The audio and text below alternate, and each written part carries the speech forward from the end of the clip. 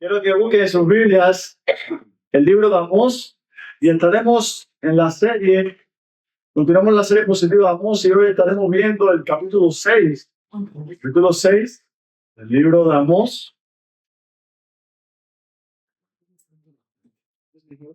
Y dice así la escritura: hay de los reposados en Sión y de los confiados en el monte de Samaria, los notables y principales entre las naciones, a los cuales acude la casa de Israel. Pasad la calle y mirad, y de allí id a la gran Hamat, descended luego a Gad de los filisteos, ved si son aquellos reinos mejores que estos reinos, si su extensión es mayor que la vuestra. Oh vosotros que dilatáis el día malo y acercáis la silla de iniquidad, duermen en camas de marfil y reposan sobre sus lechos, y comen los corderos del rebaño y los novillos del medio del engordadero. Gorjean al son de la flauta e inventan instrumentos musicales como David. Beben vino en tazones y se unen con los cuentos más preciosos y no se afligen por el quebrantamiento de José. Por tanto, ahora irán a la cabeza de los que van a la cautividad y se acercará el vuelo de los que se entregan a los placeres. Jehová el Señor juró por sí mismo. Jehová Dios de los ejércitos ha dicho: abomino la grandeza de Jacob y aborrezco sus palacios, y entregaré al enemigo la ciudad y cuanto hay en ella. Y acontecerá que si 10 hombres quedaren en una casa, morirán. Y un pariente tomará cada uno y los quemará para sacar los huesos de casa, y dirá que estará en los rincones de la casa: ¿hay aún alguno contigo? Y dirá: no. Y dirá que calla, porque no podemos mencionar el nombre de Jehová. Porque he aquí Jehová mandará y herirá con hendiduras la casa mayor y la casa menor con aberturas. Correrán los caballos por las peñas, ararán en ellas con bueyes, porque habéis vosotros convertido el juicio en veneno y el fruto de justicia en ajenjo. Vosotros que os alegráis en nada, que decís: ¿no hemos adquirido poder con nuestra fuerza? Pues he aquí, oh casa de Israel, dice Jehová de los ejércitos: levantaré yo sobre vosotros una nación que os oprimirá desde la entrada de Hamat hasta el arroyo de Arabá. Vamos a orar. Padre, gracias te damos por esta oportunidad, Señor, de adorar tu nombre, unirnos a estas miles de voces que constantemente exaltan tu nombre ante tu trono.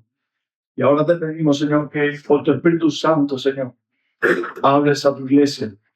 Que tu Espíritu Santo se mueva dentro de tu pueblo hoy, Señor. Que tu iglesia sea edificada por medio de tu palabra, Señor, y que nosotros salgamos de aquí motivados a honrar y glorificar tu nombre. Sé también con el instrumento, Señor, siervo inútil soy, digno ni siquiera de poder mencionar tus palabras, pero a ti te ha placido, Dios, darle a los hombres a anunciar el precioso evangelio de Jesucristo. Por eso permíteme, Dios, en tu gracia, ser fiel a tu palabra y anunciar correctamente a tu evangelio. En nombre de Jesús. Amén. En una ocasión, el filósofo griego Sócrates dijo lo siguiente: cuando los dioses quieren destruir a un hombre, lo convierten en arrogante y al final se destruye a sí mismo. Y aunque en la frase de Sócrates nosotros podemos ver ideas de la mitología griega, y también podemos ver que Sócrates pensaba que la destrucción de los hombres era resultado de la ira de los dioses, lo cual a la luz de la Biblia no es cierto. También en esta frase encontramos algo de verdad. Y lo verdadero en esta frase es el resultado que produce la arrogancia en la vida de un ser humano. La arrogancia, mis hermanos, es como un mal que está en todos los hombres y que cuando brota en el corazón de un hombre lo lleva a conducirse de maneras inapropiadas. Y cuando tú y yo somos testigos de conductas arrogantes, muchas veces despreciamos y repugnamos dichas conductas. Igual pasa con Dios. Dios aborrece la arrogancia que hay en el corazón del hombre. Y es por eso que nosotros encontramos en su palabra muchas advertencias, tanto en el Antiguo como en el Nuevo Testamento, de la arrogancia y del mal que produce esta en la vida de la persona. Y el texto que acabamos de leer es un texto que se abre ante nuestros ojos para advertirnos como iglesia que si cedemos al pecado de la arrogancia, enfrentaremos las consecuencias divinas. Si como iglesia cedemos al pecado de la arrogancia, enfrentaremos consecuencias divinas. ¿Y saben por qué es esto, mis hermanos? Bueno, desde el verso 1 hasta el verso 7 de este capítulo 6 vamos a estar viendo que tal pecado nos desvía del propósito que tenemos dentro del pueblo de Dios. Hasta este punto, la panorámica que Amor nos ha mostrado de Israel, la escena que Amor nos ha estado mostrando del pueblo de Dios es una escena deplorable, terrible, muy triste. Fíjense que en el capítulo 5, cuando Amós trae su palabra de parte de Dios contra la adoración de Israel, la encuentra como una adoración vana, vacía. Y esto nos lleva a preguntarnos qué cosa es más increíble para un pueblo religioso que saber que su religión los expone a la ira de Dios. Y es porque la religión de Israel, como vemos en el capítulo 5, estaba haciendo una religión para cumplir los requerimientos prescritos. Era un ritualismo que carecía del factor vital, como vimos en el capítulo 5, el pastor Rubén nos estuvo predicando, carecía de buscar a Dios de todo corazón y de volverse a Él y hacer el bien. Pero ahora en el capítulo 6, Amós trae un mensaje, trae un oráculo, un mensaje de maldición de parte de Dios, pero en esta ocasión hacia otra esfera de la vida de Israel. En esta ocasión Amós se dirige a los líderes del pueblo, a los reyes de la nación. No es un mensaje atractivo, no son palabras agradables a oído, es un mensaje de retribución, es un mensaje que trae una recompensa exacta y merecida que recibirán los líderes de Israel por su vida arrogante. No es un mensaje que les favorece, es un mensaje que anuncia las calamidades que vendrán de parte de Dios por sus vidas arrogantes. Pero hasta este punto podríamos preguntarnos qué está ocurriendo con el liderazgo en Israel. ¿Cómo están viviendo estos líderes que Dios tiene que dar un mensaje particularmente contra ellos? Bueno, déjame ubicarte quizás un poco en contexto. Cuando nosotros leemos Amós capítulo 1, verso 1, nosotros escuchamos que Amós profetizó en los días de quién? De rey Usías y de Jeroboam II. Usías reinó en el sur de Israel, en el reino del sur, y Jeroboam II reinó en el reino del norte. Cuando nosotros leemos segunda de Crónicas, capítulo 26, una de las cosas que contemplamos del reinado de Usías es que había sido un rey que se había hecho un ejército enorme.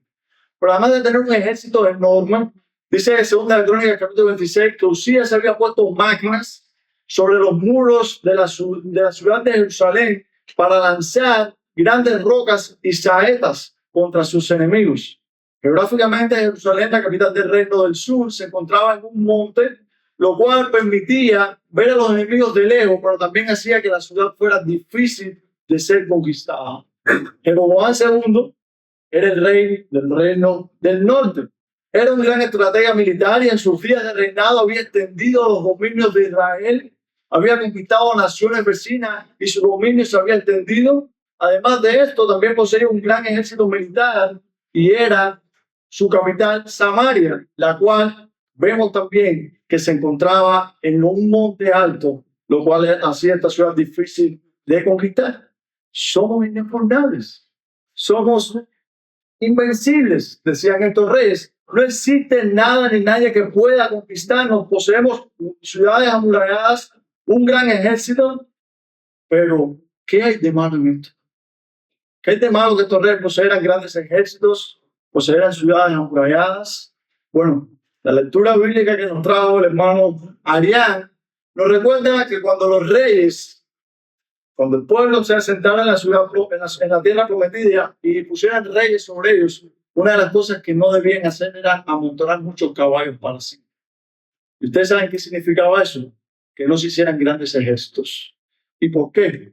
Bueno, déjame decirte que cuando ellos hicieron grandes ejércitos, como pasó con los reyes en los días de Amós, la confianza que debían depositar en el Dios que le había permitido conquistar esas tierras, ahora ya no la depositaban en Dios, la depositaba en sus ejércitos. Y es increíble, mis hermanos, cómo en la vida cristiana el más mínimo desliz nos lleva a precipitarnos por el despeñadero. Es interesante cómo en la vida cristiana el más pequeño tropiezo hace que se caiga todo el cuerpo. De igual modo, mis hermanos, el pecado de la arrogancia, manifestado como lo vemos en estos líderes, en una autoconfianza en sí mismo, nos puede desviar del propósito que tenemos dentro del pueblo de Dios. ¿Saben por qué? Porque cuando lideramos basado en nuestra confianza, ponemos la mira en nosotros y no en Dios.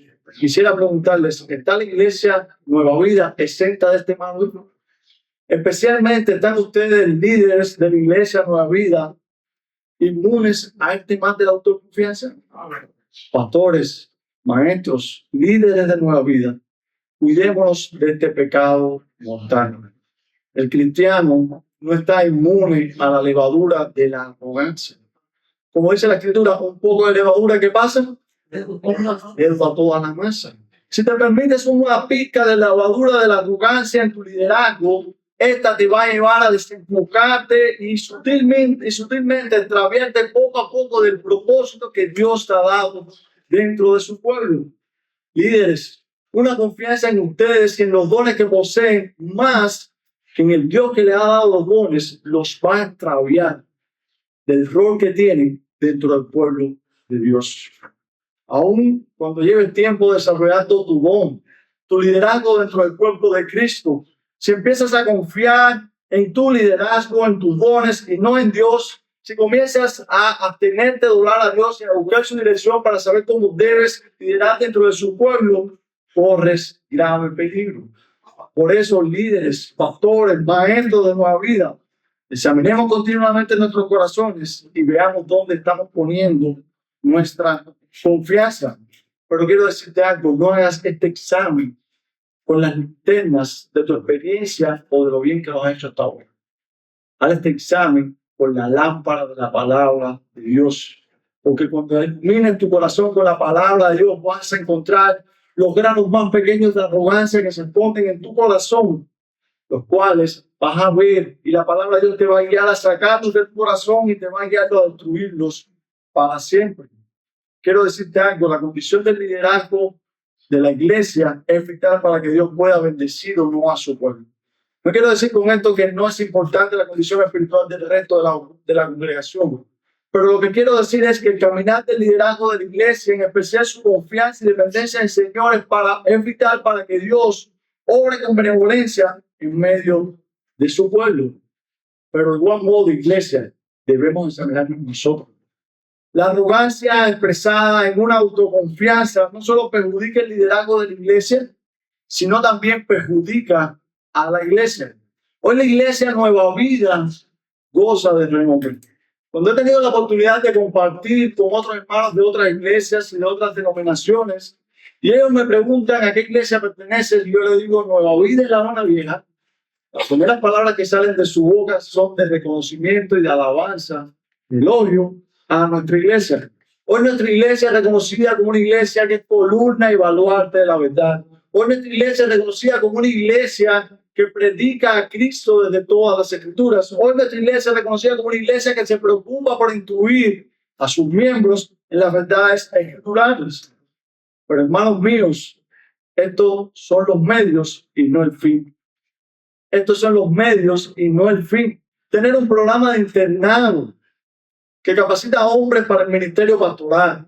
Tener un programa de Plan Habana que capacita a pastores y maestros para enseñar fielmente la escritura. Tener tiempo de matrimonio, de hombres, de mujeres. Son los medios, no es el fin. Están hechos para guiarnos a depender más de Dios. Están hechos para guiarnos a buscar más de Dios. Están hechos para poner nuestra mirada en aquel que está sentado a la diestra de Dios. Por eso, hermanos míos, importa lo bien que desarrollamos nuestros ministerios, nuestros programas de nuestra iglesia, pero más importa para quién lo hacemos. Recordemos, iglesia, que mientras más privilegios tenemos, más responsabilidades también. Por tanto, hagamos estos programas, pero no confiando en nuestras habilidades para hacerlo, sino confiando en aquel que produce en nosotros, como dice la Escritura, el querer como el hacer, para que como iglesia todo lo que hagamos, lo hagamos para la gloria y la honra de nuestro Dios. Sin embargo, en este pasaje la Escritura nos muestra que la arrogancia de los líderes de Israel, la cual se ve con autoconfianza, también se expresa en un autoengaño. Mis hermanos, dice un comentarista, estos líderes estaban tan engañados y confiados en sus glorias que no veían la tormenta que ya casi tenían encima. ¿Qué podría interrumpir la vida rica, licenciosa, opulenta de estos líderes? Tenían grandes riquezas, tenían grandes ejércitos, tenían grandes murallas. ¿Qué podría destruir su comodidad? Pero vamos, viene desde el capítulo 1 diciendo que el juicio de Dios está sobre ellos. El juicio de Dios está sobre ellos. Mas estos líderes se engañan a sí mismos, engañan al pueblo diciéndoles, ese día no va a llegar. Como vemos en el versículo 3, oh vosotros que dilatáis el día amado y acercáis la silla de iniquidad. Estos líderes estaban llevando al pueblo a pensar de que el día que Amós estaba profetizando es el día de Jehová que vendría sobre ellos con juicio, un juicio terrible. No llegaría. El profeta les está diciendo, miren a las naciones vecinas. Dios está trayendo juicio sobre las naciones, pero ahora el profeta le dice, no miren a las naciones, miren más cerca. Como dice el verso 2, miren a las ciudades que les rodean. Mis hermanos, las ciudades contempladas en el verso 2, Carne, Hamat, y la ciudad de Gad, que era una ciudad de los filisteos, eran ciudades que eran fronterizas, que estaban en los límites con Israel. Y Dios le está diciendo a estas ciudades que son prominentes, que son ciudades geográficamente muy extensas, ciudades ricas, han sido conquistadas por sus enemigos. Pero los líderes de Israel dicen en el verso 3, ese día malo se dilata, está distante, está muy lejos, no llega. Pero ellos estaban acercando, dice el verso 3, la silla de iniquidad. Es decir, lo que hacían con sus prácticas injustas e inhumanas aceleraban la llegada de ese día malo. Y tal es así que el profeta dice que la silla de iniquidad se acercaba a ellos. Y la traducción más literal quizás sería el trono de iniquidad. Lo cual implica que los líderes de Israel estaban participando de las injusticias y del engaño del pueblo. Vayamos por un momento al capítulo 5 y veamos cómo se hacía esto en Israel. En el capítulo 5, verso 10, dicen, ellos aborrecieron al represor en la puerta de la ciudad y al que hablaba los rectos abominaron. Y dice en el verso 12, porque yo sé de vuestras muchas rebeliones y de vuestros grandes pecados, sé que afligís a injusto y recibís cohecho y en los tribunales hacéis perder su causa a los pobres. Y es interesante, mis hermanos, cómo estos líderes convertían la justicia en corrupción y le decían al pueblo que nada malo iba a acontecerles. Con qué facilidad, mis hermanos, el pecado te engaña a ti y te lleva a engañar a otros. Hermanos míos, a ustedes a quien Dios ha llamado a liderar dentro de su pueblo, miren los ejemplos que este texto nos muestra. Miren a estos líderes quienes en su arrogancia estaban guiando mal al pueblo con engaños, con sutilezas, estaban desviando al pueblo de lo que Dios estaba mandando a decir por medio del profeta Amós. Pero miren a Amós, líderes, miren a Amós, quien no es un líder reconocido. El libro de Amós nos dice que Amós, ¿qué cosa era? Un campesino, pero que Dios lo había comprometido con la verdad de su palabra y Amós había ido a guiar al pueblo con esa verdad. Es un mensaje que no es agradable, yo lo sé, pero es un mensaje con el cual Amós está comprometido. Por eso el líder de la iglesia no vida. ¿Cómo están guiando ustedes al pueblo de Dios? ¿Están fijándose en estos líderes o están queriendo hacerlo como Amós? Si Dios te ha llamado a liderar en el área que sea dentro de la iglesia, estás comprometido a guiar con la palabra de Dios. ¿Lo estás haciendo así? Estos líderes de Israel no lo estaban haciendo así porque sus engaños les eran favorables. Sus engaños les permitían a ellos adquirir más riquezas. Sus engaños les permitían a ellos adquirir más bienes para gastar las vidas licenciosas y opulentas que estaban viviendo. Y es por eso, mis hermanos, que nosotros vemos otro aspecto de la arrogancia de los líderes de Israel. Y es una autocomplacencia. La persona que busca su complacencia en detrimento del bienestar de otros padece de la enfermedad de la arrogancia. Como vemos en los versos del 4 al 7, estos líderes ricos vivían para complacerse a sí mismos. Amos ha dicho anteriormente que ellos vivían en casas de invierno y de verano, pero ahora Amos ha traspasado las puertas de estas casas ricas de ellos y nos está mostrando que estos líderes vivían como nadie. Podríamos decir, eran los primeros de estos días. Eran los millonarios. Estos líderes vivían, como dice el pasaje, en camas enchapadas de marfil, lo cual era caro en aquellos días, lo cual es caro también en nuestros días. Sin embargo, el pueblo vivía en mantas, durmiendo en el suelo. Estos líderes comían las mejores carnes, comían los mejores bistecs, mientras el pueblo comía legumbres. Estos líderes bebían vino, ya no en copas, dice, en tazones, lo cual te da la idea de que comían y bebían en abundancia. Estos líderes estaban guiando mal al pueblo de Dios. El rol que debían desempeñar como líderes de Israel los estaba haciendo mal por causa de su pecado. Y esta autocomplacencia esta autocomplacencia los estaba desviándose del rol, lo cual ellos no eran sutiles en darse cuenta. El papel de cuidar de la nación, no solo militarmente, sino también alimentariamente, económicamente, ellos no lo estaban haciendo. Eran líderes que debían proteger a su pueblo, pero no estaba haciendo así.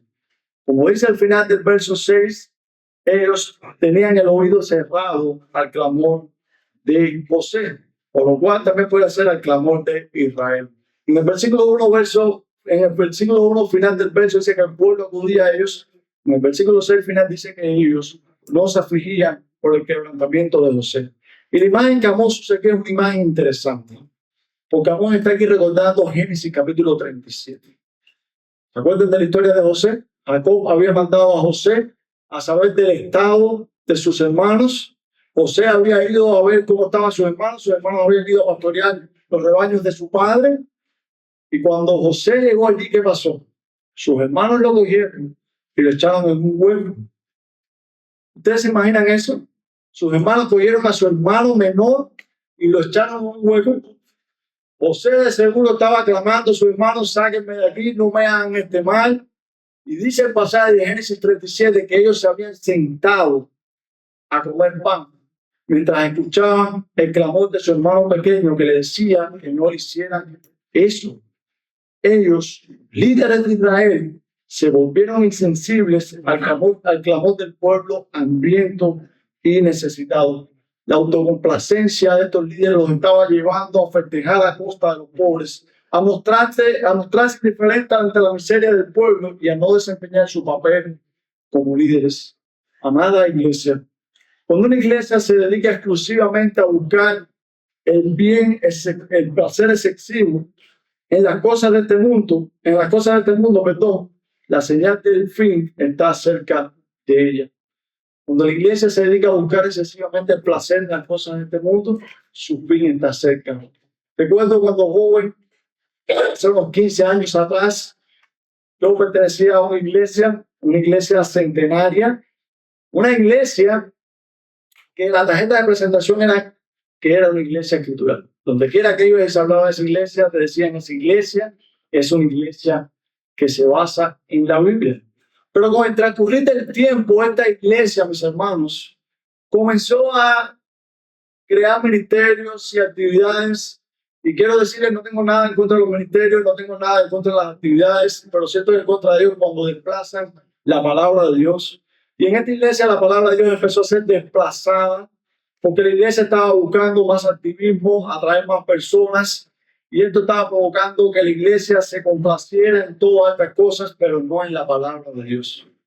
Hoy por hoy esa iglesia tiene nombre de ser iglesia, pero como vive, no es como una iglesia. Iglesia, hoy nosotros también somos acechados por este peligro de la autocomplacencia.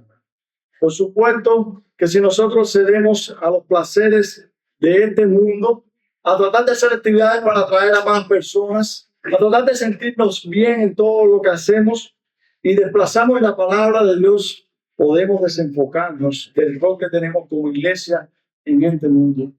Mi pregunta es, ¿no peligra nuestro propósito como iglesia, el de ser una comunidad de creyentes que hablen al mundo de Cristo y de su gloria, si nos enfocamos definitivamente en el deleite y en la satisfacción nuestra? No quiero decir que como iglesia no podamos celebrar actividades. No quiero decir que como iglesia no podamos, después que se acabe el culto, ir y tomarnos un café juntos. No estoy en contra de eso. Eso es bueno y permite y ayuda a la unidad de la iglesia. Pero lo que sí estoy en contra es que las actividades desplacen la palabra de Dios, la enseñanza de la palabra de Dios como primordial en el culto oficial de nuestra iglesia. Por eso, amada iglesia, debemos examinar los deseos de nuestros corazones cuando venimos a reunirnos aquí. Cuando venimos a este lugar. Pablo dijo en 2 de Timoteo, capítulo 3, verso 4, que en los tiempos finales vendrán personas amadoras de los deleites más que de Dios. Y el mismo Cristo nos advierte a nosotros, mirad también por vosotros mismos, que vuestros corazones no se carguen de glotonería y embriaguez y de los afanes de la vida. Pero líderes, ¿sirves tú por autocomplacencia? Es decir, ¿sirves tú para sentirte realizado? ¿Servimos para que todo gravite a nuestro alrededor? No hay nada malo de sentirse complacido cuando servimos a nuestros hermanos. No hay nada malo buscar una satisfacción cuando servimos a nuestros hermanos. Pero cuando la satisfacción se vuelve el centro, entonces se convierte en nuestro Dios. Y no servimos a nuestros hermanos para la gloria del verdadero Dios. Por eso, analicemos las motivaciones de nuestro corazón cuando servimos a nuestros hermanos. La motivación correcta para tu servicio es la búsqueda del bien de la iglesia, no tu deseo de realización personal. Esta correcta motivación te llevará a no ser indiferente a las necesidades de la iglesia bajo tu cuidado. Esta buena motivación te llevará al líder a realizar bien el rol que se te ha dado dentro de la iglesia. Y hasta este punto, mis hermanos, Amor nos ha hecho un diagnóstico de la vida de los líderes de Israel. Amor nos ha mostrado que ellos padecen entonces los síntomas de autoconfianza, autoengaño y autocomplacencia. Y Amós ha diagnosticado la enfermedad, arrogancia. Ese es el diagnóstico que Amós ha mostrado de los líderes de Israel. Tal pecado es para el alma de una persona como lo es el cáncer para el cuerpo. Es especialmente este texto nos muestra que es muy perjudicial la arrogancia del pueblo, de los líderes de este pueblo. Es por ello, mis hermanos, que si tú y yo como iglesia cedemos al pecado de la arrogancia, enfrentaremos consecuencias negativas. ¿Y saben por qué estoy seguro de eso? Estoy seguro de eso porque Dios aborrece dicho pecado. Desde la sección 8, versículo 8 hasta el versículo 14, nosotros encontramos que Amós nos muestra el aborrecimiento de Dios hacia la arrogancia de Israel. Y tal aborrecimiento es expresado ¿en qué? En un juicio contra su pueblo. Y es por eso que quiero que vayamos al verso 8, donde nosotros vamos a ver que este aborrecimiento de Dios se manifiesta en un juicio que dice Amós que es seguro. Mis hermanos, Dios no es como nosotros. Dios no pasa por alto el pecado.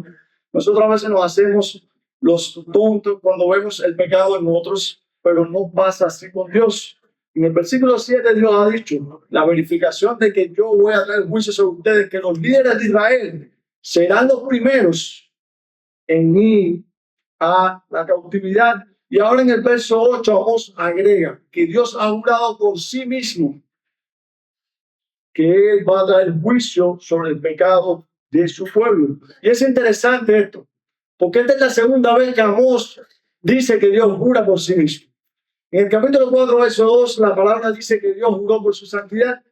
Y ahora en este pasaje dice que Dios juró por sí mismo, lo cual me lleva a entender esta verdad respecto a Dios. Mis hermanos, la naturaleza de Dios en todo su ser y todos sus atributos aborrece cualquier forma de pecado. Déjame repetirte esto. La naturaleza de Dios en todo su ser y atributos aborrece cualquier forma de pecado. ¿Qué es lo que irrita y molesta a Dios en este versículo 8?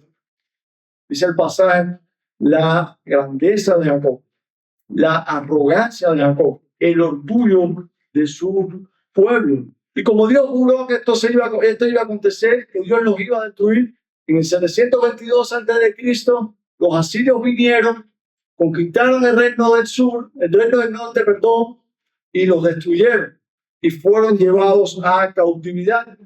Y esto, mis hermanos, nos ayuda a ver de que Dios es veraz en su juicio. Pero ahora vamos a partir del verso 9 nos muestra una escena más escalofriante. Una escena que nos permite ver que no solo el aborrecimiento de Dios se expresa en un juicio seguro, sino también en un juicio devastador. Ahora nos muestra una escena donde hay 10 hombres en una casa y todos mueren. En el capítulo 5, verso 2, Amós dice que la Virgen de Sión habría caído. Y en el verso 3 dice que si de Israel salían 1000, regresarían 100. Y si salían 100, regresarían 10. Lo cual nos da la idea de que cuando ellos fueran llevados a cautiverio y regresarían los mínimos. Pero ahora en esta imagen, el juicio es más devastador. Porque cuando queden 10 dentro de una casa, decimos, los 10 van a morir. Y un pariente cercano se va a acercar a ellos, a esos muertos que van a ir para enterrarlos, para incinerarlos, y se va a encontrar con alguien merodeando por la zona y van a dialogar dentro de ellos y tal, se van a decir, no menciones el nombre de Dios, porque hasta ahora lo que hemos visto es que nuestro Dios ha traído su ira sobre nosotros. Ya Dios no es ese Dios benevolente, ahora es un Dios que ha expresado su ira en un juicio devastador.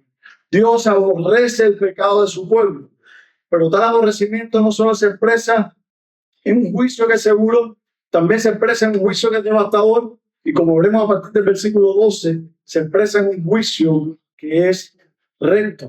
Mis hermanos, los líderes de Israel han sido puestos sobre la balanza de la justicia, han sido hallados faltos. La plomada de la justicia de Dios se ha extendido sobre los líderes de Israel y se ha encontrado que estos no se han conducido rectamente. ¿Y por qué? Por lo que el profeta dice en 2 preguntas retóricas que hacen en el versículo 12. ¿Correrán los caballos por las peñas? ¿Alarán los bueyes dentro de ellas? Y yo no sé cuántos de ustedes son aquí campesinos. Yo tengo idea de lo que es el campo y todos tenemos parientes en campo, así que más o menos van a entender la imagen que se está expresando aquí. Mis hermanos, no se corre con caballos dentro de grandes piedras, ni se anda con bueyes dentro de grandes piedras, porque eso es imposible de hacer. Eso no produce resultados buenos. Y es lo que Amós le está diciendo aquí a los líderes de Israel. Ustedes han hecho lo que no se podía hacer. Y el resultado que han traído ha sido perjudicial para el pueblo. Los líderes hicieron lo que no debían. Ellos hicieron que los juicios que deben ser efectuados para mantener la justicia, la equidad, la rectitud dentro del pueblo, ya eran juicios que se celebraban para ser mortales, para destruir al pobre. La justicia, en cualquier índole, la justicia produce frutos dulces. Pero los líderes de Israel habían convertido la justicia en algo amargo, en algo que revolvía el estómago. Hicieron lo que no podían hacer y el resultado era perjudicial para el pueblo de Dios. Por eso el juicio de Dios sobre ellos es recto, porque recibirán lo que merecen su extravío. Mis hermanos, Dios es testigo de los actos injustos que ellos han cometido. Por eso en el verso 14, la Escritura dice que ellos van a ser arrasados y oprimidos. Y esto se cumplió también en el 722 cuando los asirios vinieron y se llevaron al pueblo de Israel esclavo a sus naciones. Y la imagen aquí de oprimido nos transmite la idea de cuando ellos vivieron en Egipto, donde fueron esclavizados y tratados inhumanamente. Hermanos míos, ceder al pecado y específicamente al pecado de la arrogancia nos expone a las consecuencias divinas.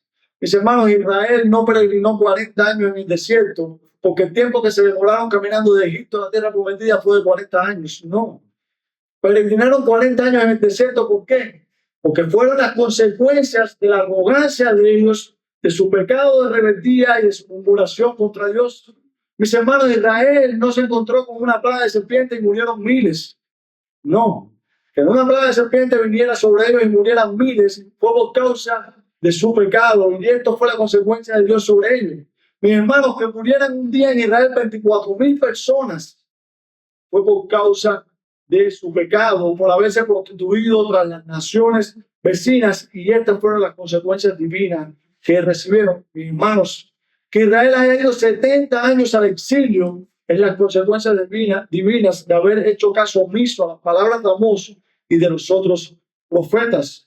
Pero que Cristo haya sufrido al extremo, que haya sido inhumanamente maltratado, que haya sido abandonado por aquellos que estaban a su lado y que haya sido cruelmente crucificado, es la consecuencia que Dios trajo sobre el Hijo por causa de nuestros pecados.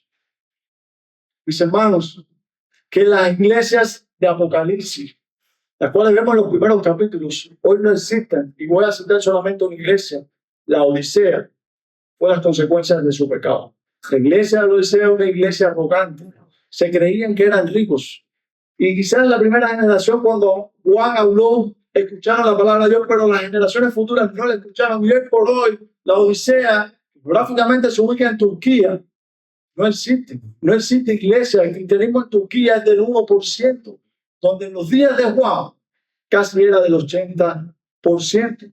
Hoy nosotros como iglesia hemos sido librados del juicio de Dios gracias al sacrificio de Cristo. Hoy nosotros como iglesia hemos sido librados de la ira eterna gracias a la sangre de Cristo. Pero eso no implica que no enfrentaremos consecuencias negativas de parte de Dios si cedemos al pecado de la arrogancia. Yo no puedo definirte cuáles van a ser esas consecuencias. Yo solo te puedo decir a la luz de la Escritura que van a ser negativas. Pero amado mío, amigo mío o amiga mía que está aquí quizás en esta mañana, quiero decirte algo. La arrogancia forma parte de todos los hombres. Y quizás tú pienses, yo no soy arrogante. Quizás la arrogancia nunca ha contaminado ninguna de tus conductas, pero está ahí. Y quiero decirte algo, ese pecado te pone a la ira de Dios. Ese pecado te asegura el juicio de Dios recto, devastador y justo sobre tu vida. Por ello yo te animo a que acudas a Cristo como tu Señor y Salvador. Por eso yo te animo a que te arrepientas de tu pecado y te vuelvas a tu Señor, al Señor Jesucristo, para que puedas ser salvo de esa ira de Dios que vendrá sobre el pecado de su pueblo. Iglesia, de este pasaje aprendemos muchas cosas respecto a Dios. Y una de las cosas que vemos es que Dios no pasa por alto el pecado y que siempre obra justamente. Dios no se hace de la vista gorda con el pecado. Dios es justo y juzgará siempre el pecado. Por ello, iglesia, temamos a Dios, porque dicho temor nos puede favorecer a la hora de enfrentar el pecado. Porque dicho temor a Dios nos puede llevar a tenernos de pecar, a frenarnos de pecar contra nuestro Señor. Hagamos como el hombre prudente que dice el libro de los Proverbios, que vio el mal y se escondió. Pero dice que el necio pasó y cargó las consecuencias. También, mis hermanos, recordemos que nuestro Dios es veraz. Todo lo que Dios ha dicho en su palabra se va a cumplir. Él dice que va a bendecir a su pueblo, lo ha hecho, lo hace, lo hará. Pero también ha dicho en su palabra que va a castigar a su pueblo si éste se va tras el pecado. ¿Hemos fallado a Dios y a nuestros hermanos cediendo al pecado? Mis hermanos, creo que sí. Y si hemos cedido al pecado, especialmente al pecado de la arrogancia, y hemos tratado mal a un hermano, a un amigo, a un familiar, lo que debemos hacer es arrepentirnos. El arrepentimiento mueve la mano y el rostro de Dios a nuestro favor, pero nuestra falta de arrepentimiento hace que la mano de Dios se levante en nuestra contra. Mis hermanos, también de entender esto aprendemos que Cristo reina. Estos líderes estaban reinando incorrectamente sobre su pueblo, pero Cristo sigue reinando bien, justo y rectamente sobre su pueblo. Confiemos en que nuestro Señor reina aún sobre nosotros. También, amada iglesia, sabemos que los líderes de Israel en aquellos días y el pueblo de Israel tenían la ley de Dios. Mi pregunta es, ¿por qué culminaron en la condición en la que culminaron? ¿Había algo deficiente en la ley de Dios? Por supuesto que no. Lo que los llevó a terminar en la condición que terminaron fue el hecho de que ellos se dieron al pecado, y particularmente en este texto al pecado de la arrogancia. Hoy nosotros tenemos la palabra de Dios. Hoy nosotros defendemos verdades escriturales. Hoy nosotros defendemos las doctrinas de la gracia. Mi pregunta es, ¿por qué hay divisiones dentro de las iglesias y entre los cristianos? ¿Es por causa de la palabra de Dios?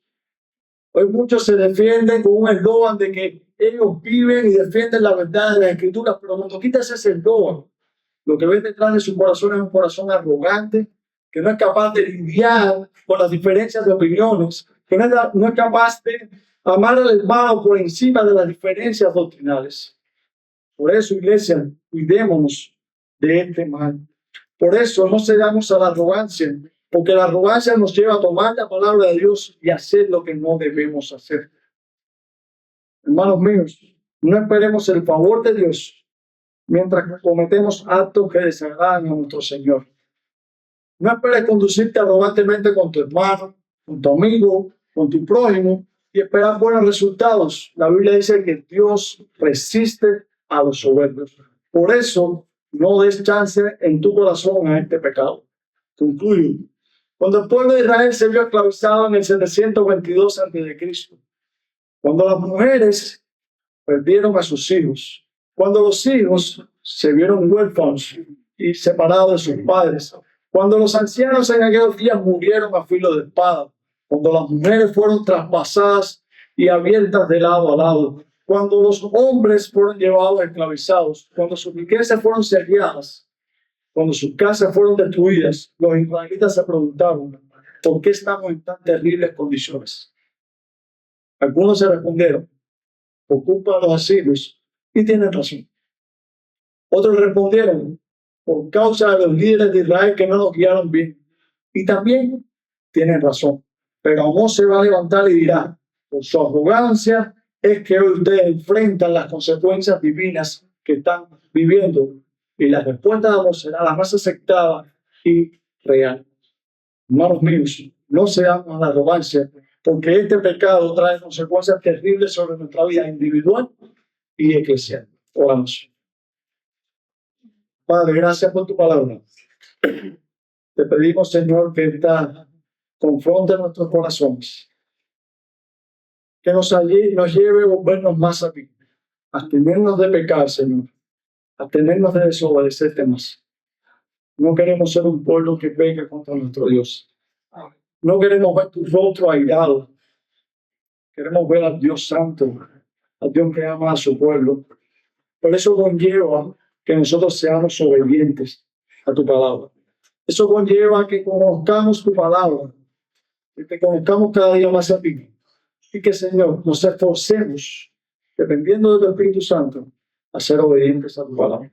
Oramos a ti en el nombre de Jesús. Amén.